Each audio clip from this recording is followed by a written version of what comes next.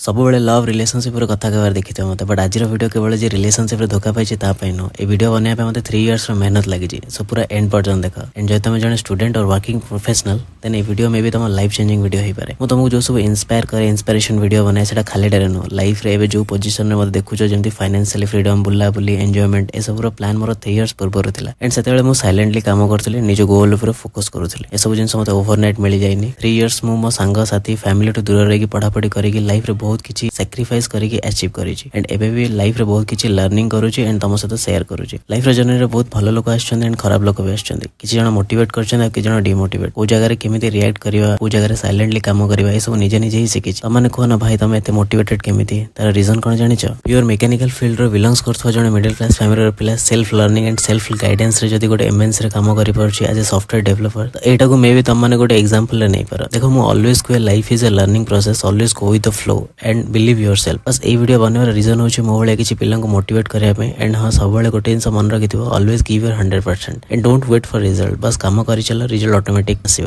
Video ଯଦି କି ଶିଖିବାକୁ ମିଳେ ଦେନ୍ ଲାଇକ୍, ସେୟାର, କମେଣ୍ଟ କରିବାକୁ ଜମାରୁ ଭୁଲିବନି। ମୋତେ ସପୋର୍ଟ ପାଇଁ ଗୋଟେ ଫଲୋ କରିକି ନିଶ୍ଚୟ ଯିବ। ଦେଖା ହବ ନେକ୍ସଟ ଭିଡ଼ିଓରେ।